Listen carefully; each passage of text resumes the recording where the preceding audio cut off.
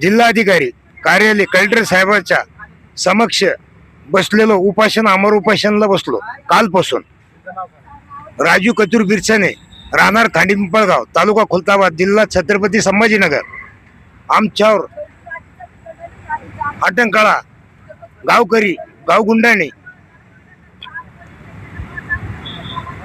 आम्हाला 15 तारखेला बेदम मारलेलं आहे।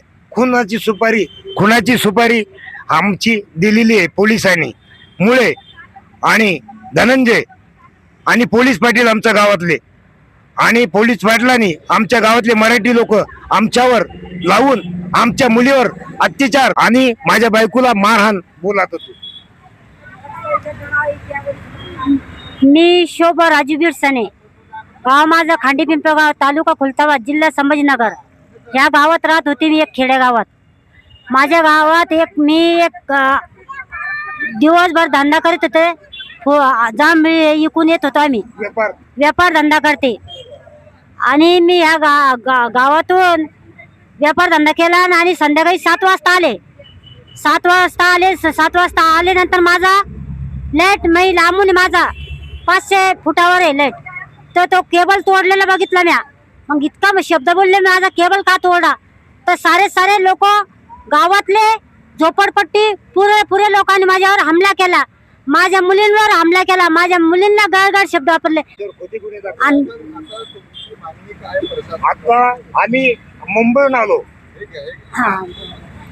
आम्ही मुंबईमध्ये मंत्रालयामध्ये उपोषण केलं।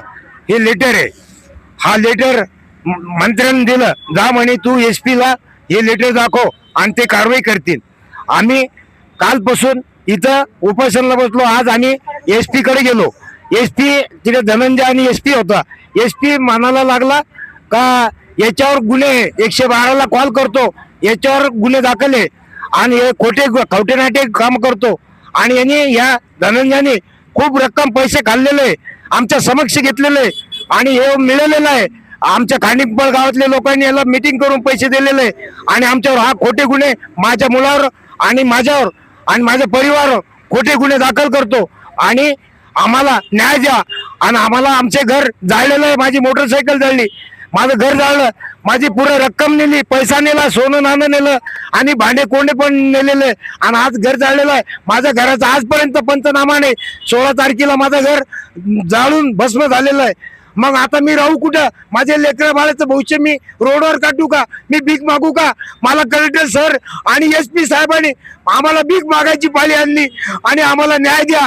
गोरगरिबावर अन्याय करू नका। न्याय दिला नाही तर आम्ही